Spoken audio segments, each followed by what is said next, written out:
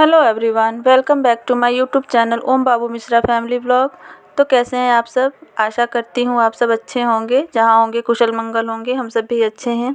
ओम बाबू की तबीयत भी आज कुछ पहले से अच्छी थी और ओम बाबू की आदत है जब मैं जगती हूँ तो मेरे साथ ही जग जाते हैं। आज मेरे साथ नहीं जगे थे। मैं लगभग 5:30 में जगी थी और घर का झाड़ू पोछा जो भी काम होते हैं घर के वो सब कर रही थी और तब ब्रश व्रश कर ली हूँ। तब ओम बाबू जगे हैं। जब मैं ऊपर आ रही थी पक्षियों को खाना देने तो ओम बाबू जगे हैं और ओम बाबू के पापा और उनकी दोनों दीदी लोग सोई हुई थी। तो ओम बाबू अकेले नहीं रहते। मैं छत पे आ रही थी खाना देने तो साथ साथ वो भी आ गए हैं। तो मैं यहाँ ये डस्टबिन भी लेके आई हूँ। डस्टबिन में जो कचरे थे उसको भी, यहाँ बहुत सारा कचरा रहता है तो नीचे 3 मंजिल नीचे उतर के फेंकने में बहुत दिक्कत होती है। सीढ़ी से उतरो जाओ तो ऊपर से ही आके हम लोग फेंक देते हैं। और वहाँ मैं रात की बची हुई रोटियाँ रहती हैं या चावल रहता है, जो भी रहता है रात के बचा हुआ खाना, तो वो छत पे ला के डाल देती हूँ। कबूतर कौवे पक्षियाँ आके खा लेती हैं। तो ओम बाबू भी मेरे साथ आए थे। वो डालने के बाद मैं और ओम बाबू थोड़ा सा वॉक किए हैं, थोड़ा सा टहले हैं छत पर, देख रहे थे कि आ रहे हैं कि नहीं पक्षियाँ। और आजकल धूप बहुत सुबह निकल जा रही है गर्मियों के जैसे। तो देखिए यहाँ कैसे कौवे आके खा रहे हैं।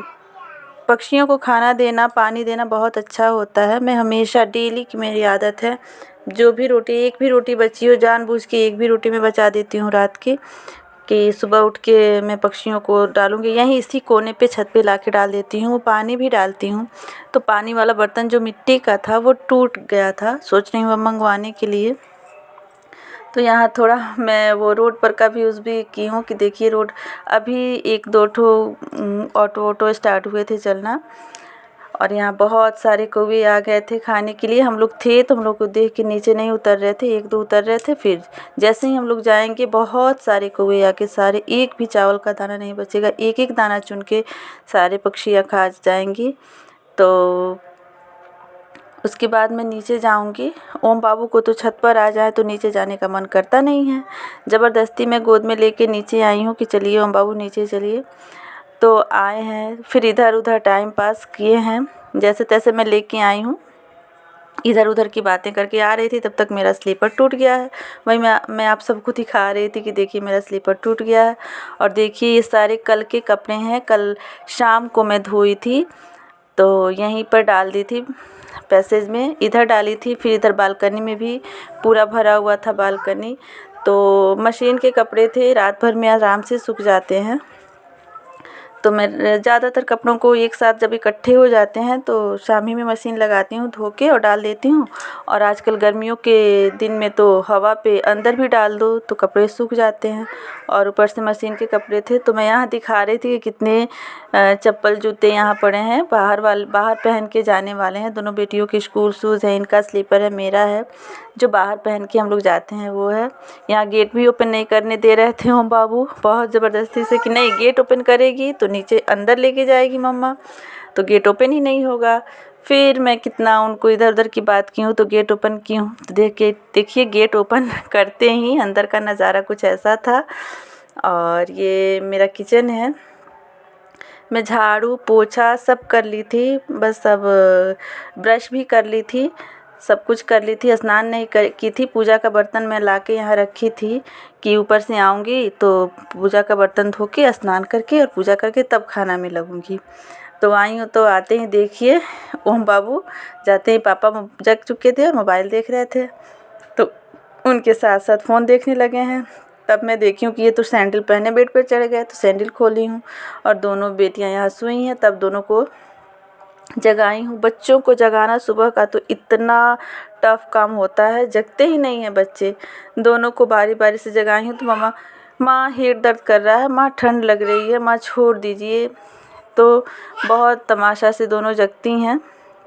उसके बाद ओम बाबू को तो वो खिड़की पे जाना है, वहीं से सबको आंटी अंकल बुलाते हैं।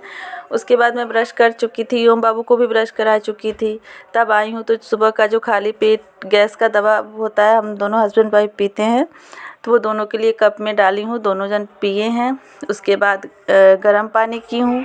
गर्म पानी पीने के बाद फिर चाय बनाई हूँ, और बाकी जो गर्म पानी था वो मैं फिर मोम बाबू के लिए थर्मस में डाल दी हूँ।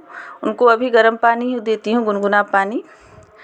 तो और हम लोग पानी पिए हैं, उसके बाद चाय पिएंगे। चाय पीने के बाद मैं सोच रही थी कि मैं स्नान करके तब किचन में लगूंगी, लेकिन टाइम देखी हूँ कुछ ज़्यादा हो गया था, तो स्नान नहीं की हूँ, सीधे किचन में आ गई हूँ खाना बनाने।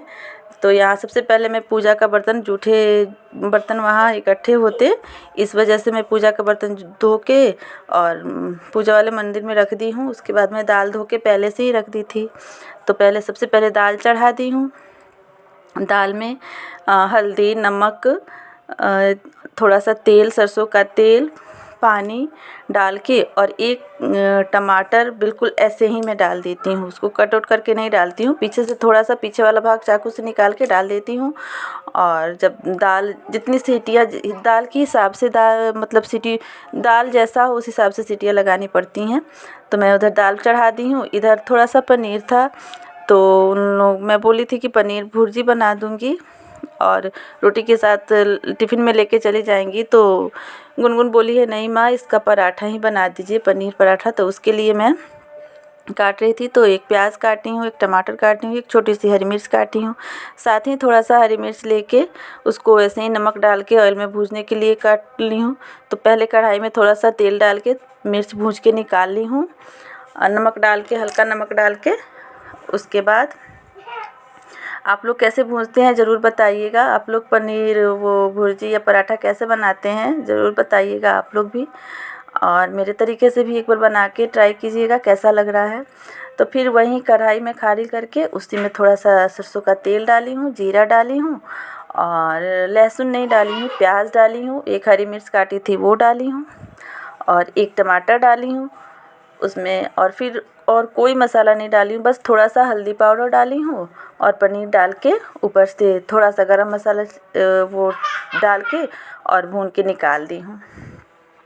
तो सच में बहुत अच्छा बना था पराठा। पनीर थोड़ा सा ही था, लेकिन थोड़ा प्याज टमाटर पड़ गए हैं तो हो गया है फिर भी। तो और यहीं मैं टिफ़िन में दी थी पनीर पराठा, लगभग 2-2 पराठे सबके लिए हो गए थे। तो वही ओम बाबू के पापा खाए हैं तो बोले हैं कि पनीर पराठा खाए बहुत दिन हो गया, देखिए किस दिन लाते हैं, बोलते हैं उस दिन मैं पनीर पराठा फिर से बना दूँगी। तो सुबह उठ के इतनी जल्दी होती है, सिर्फ लंच भी बनाओ, खाना भी बनाओ। ऐसा होता है ना कि दोपहर में खाने वाला है तो सिर्फ सुबह का ब्रेकफास्ट नाश्ता बना दो और फिर दोपहर आराम से नहा धो लो, सब काम कर लो, तो आराम से दोपहर का खाना बनाओ। ऐसी बात है नहीं, एक ही साथ लंच, सुबह का नाश्ता, दोपहर का खाना, सब कुछ एक ही साथ मुझे करना पड़ता है। ऊपर से 2 साल के छोटे ओम बाबू हैं, उनकी भी केयर, उनको भी टाइम टाइम पे ब्रश, टाइम टाइम से दूध, नाश्ता, उनको भी खुद से तो अभी करने वाले हैं नहीं, तो उनको भी करना पड़ता है। तो देखिए यहाँ मैं नमक डाल दी थी शायद, और उसके बाद देखिए मेरी यहाँ पनीर की वो स्टफिंग, पनीर पराठा बनाई थी, उसकी तैयार हो गई है, कितनी अच्छी दिख रही है। और मेरा दाल भी इधर सीटी दे रहा था, मेरी दाल भी लगभग बन चुकी थी। और इधर फिर वो कढ़ाई मैं धो दूँगी। तो ऐसे ही होता है, बहुत जल्दी सब काम करना होता है सुबह में। उसके बाद इधर मैं ओम बाबू का सेरेलैक रेडी करके रखी थी, तो फिर उनको मैं सेरेलैक खिला दी हूँ। इधर दाल बन रहा था, पनीर का स्टफिंग रख दी हूँ, ठंडा हो रहा था, और एक तरफ चावल भी चढ़ा दी थी, मेरा चावल भी बन चुका था, उनको खिला के आई हूँ, तब तक मेरी दाल भी बन चुकी थी। तो देखिए यहाँ मेरी दाल बन चुकी है। मैं आप लोगों से बोली हूँ ना, एक ऐसे ही टमाटर डाल देती हूँ। तो देखिएगा, मैं खोलूँगी कुकर का ढक्कन तो मेरा एक टमाटर कैसे निकलेगा, देखिए यही एक टमाटर, इसको कलछी से ही ऐसे मैश कर दूँगी उसी में। आप लोग एक बार इस तरीके से दाल बना के ट्राई कीजिएगा, बिल्कुल अलग से कोई टमाटर डालने की कोई ज़रूरत नहीं है। इतने अच्छे दाल बनते हैं ना, इतनी टेस्टी दाल बनती है कि क्या ही बताऊँ।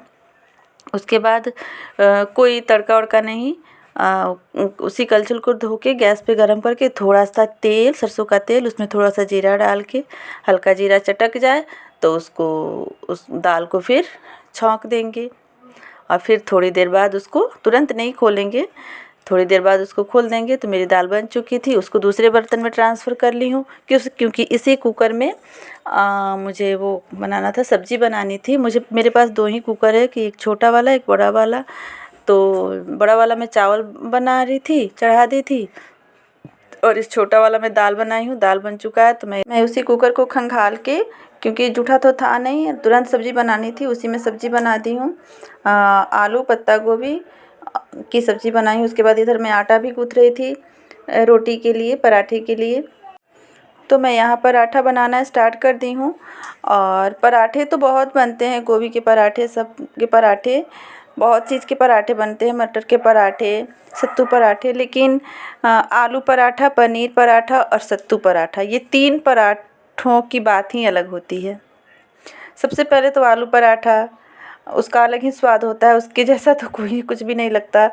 और देखिए मेरी सब्ज़ी भी इधर बन चुकी थी, तो सीटी दिया है। और मैं ढक्कन को इग्नोर कीजिएगा कि ढक्कन क्यों इतना गंदा है। तो दाल बनाती हूँ तो पता नहीं, पहले नहीं ऊपर से पानी निकलता था, अब आजकल कुकर में से जब भी दाल बना रही हूँ तो ऊपर से पानी निकल जा रहा है। तो मैं ढक्कन, सब्ज़ी बनाते टाइम ढक्कन नहीं धोई थी, बस अंदर से कुकर खंगाल के और फिर उसी में वापस से सब्ज़ी बना दी हूँ, क्योंकि तुरंत बनाना था, और वहीं ढक्कन लगा दी हूँ। एक ही साथ फिर दोनों को धो लूँगी। तो मेरा पराठा यहाँ बन रहा था, तब तक ओम बाबू के पापा भी स्नान करके चले आए थे। वो बोल रहे थे जल्दी करो, देर हो रही है। और सुबह मतलब कितनी जल्दी, लगभग इस समय 8:30 बज चुके थे। हाँ, 8:30 तक मेरा इतना सब कुछ बन चुका था। साथ साथ छोटे बच्चे को देखना भी है।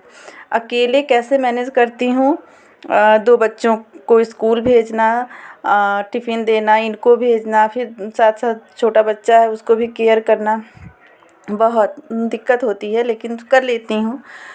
देखिए मेरी सब्ज़ी भी यहाँ बन चुकी है, कुकर में ही सब्ज़ी बनाई हूँ। आप भी बंदा गोभी की सब्ज़ी, बंदा गोभी, पत्ता गोभी जो भी बोलते हैं, उसकी सब्ज़ी एक बार कुकर में बना के देखिए।